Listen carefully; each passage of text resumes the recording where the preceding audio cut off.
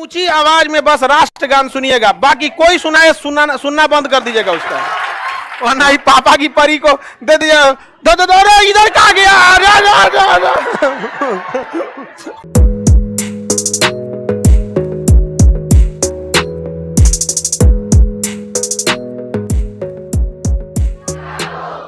America के संविधान के हिसाब से वहां जनता को इतनी शक्ति दी गई है कि हर व्यक्ति को बंदूक रखने का अधिकार दिया गया है कि सरकार जब अपनी ज्यादती करेगी तो तुम सरकार से लड़ जाना। अमेरिका में जैसे आप कलम खरीदते हैं तो कोई दिक्कत है आपको, ये अच्छा नहीं लगा दूसरा ले लिए, कि लाइसेंस बनवाना पड़ता है। लेकिन बंदूक खरीदिएगा तो बंदूक करने फॉर्म भरना पड़ेगा, और वो फॉर्म आपको थाना से आपको अप्रूवल लेना पड़ेगा, फिर उसको डीएसपी अप्रूव करेगा, फिर एसपी डिसाइड करेंगे कि आपको बंदूक चाहिए कि नहीं चाहिए।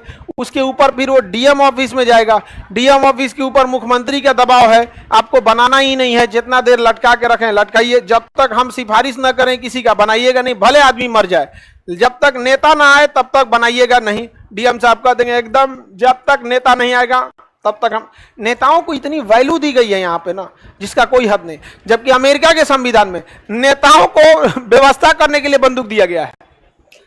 समझ में आ गया? दोनों में कितना उल्टा है, समझ में आया? कहा कि अगर ये विधायिका ज्यादा उड़ेगी तो तुम इनको व्यवस्था कर देना। वहां बंदूक कोई भी खरीद सकता, लेकिन यह भारत में सक्सेस नहीं होगा क्योंकि जनसंख्या बहुत ही ज्यादा है, उड़ उड़ के सब मारने लगेगा सब।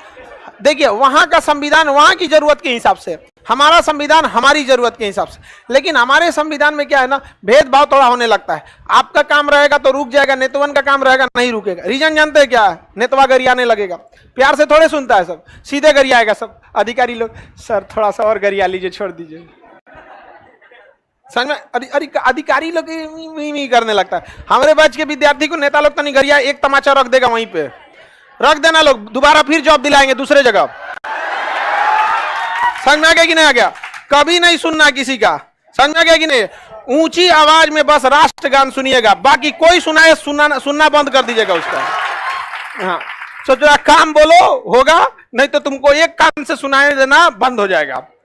समझ में आ गया कि नहीं आ गया? सब रिजेक्टेड है सब, कोनो स्वास्थ्य नहीं है सब। भले योगा दिवस के दिन आके योगा करता है सब, बाकी किसी दिन नहीं करेगा सब। आगे बढ़े, किसी को दिक्कत? अमेरिका में हर लोगों को हथियार रखने का क्या कर दिया? परमिशन, जिसका बहुत ज्यादा दुरुपयोग हो गया अमेरिका में। आप अक्सर सुनते होंगे शूट आउट की घटना होती है। स्कूल में कोई लड़का दूसरे लड़का को बोल दिया तो अपने अब्बा का बंदूक ले आके गोली मार दिया। My daddy's gun I will shoot by this, धाय जा मार दिया। टीचर है, what are you doing, come take this bullet, जा। टीचर उधिया गए। अगले दिन अखबार में निकला फिजिक्स के टीचर को मार दिया 6 का विद्यार्थी। क्लास 6 का लड़का बंदूक चला देता है। तो ये बहुत गलत है। अमेरिका इससे जूझ रहा है, बहुत भयानक यहाँ पर। लेकिन जब भी इस मैटर में सबसे बेहतरीन देश हमें जापान है। जापान में आप बंदूक रख ही नहीं सकते, परमिशन ही नहीं है। पुलिस और आर्मी के सिवा आप बंदूक रख ही नहीं सकते, इसलिए क्राइम कम होता है। शिंजो आबे को जो मारा ना, वो आर्मी से ट्रेनिंग दिया था, अपने से बंदूक बनाया था। शिंजो आबे को मार दिया ना, बंदूक खुद बनाया था। सोच रहा आर्मी का था, वो हथियार बना के मार दिया वहां पे। और रही बात इलीगली, तो कोई चीज मिल ही जाती है। अफगानिस्तान पाकिस्तान इतना चौपट क्यों हो गया? वहां AK-47 लड़कियां चला लेती हैं। हाँ, लड़की चला लेती है सब। हम लोग क्या नहीं है चलाए तो ठीक है। वरना ही पापा की परी को दे दिया। दो इधर कहा गया, मार के सब रद्द कर देगी।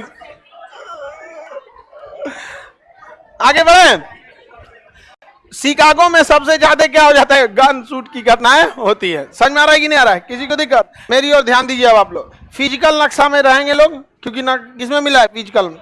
अमेरिका में इस साइड में भयानक पहाड़ होगा, रॉकी पर्वत। पढ़िए ध्यान से, कौन सा है? रॉकी पर्वत। देखिए मिल गया, रॉकी पर्वत। सबको मिल गया? रॉकी पर्वत दुनिया की सबसे लंबी पर्वतमाला एंडीज। कौन है? एंडीज। दुनिया की दूसरी सबसे लंबी रॉकी। कौन सा? रॉकी। मिला आपको? रॉकी पर्वतमाला। सबको मिल गया? कौन सा जगह है जी? नहीं मिला? कौन जगह है? हाथ रखो। कहाँ है रॉकी लिखा? कहाँ रॉकी लिखा? 60 लेख कहाँ लिखा है? ग्रेट 60 लेख सबको मिल गया?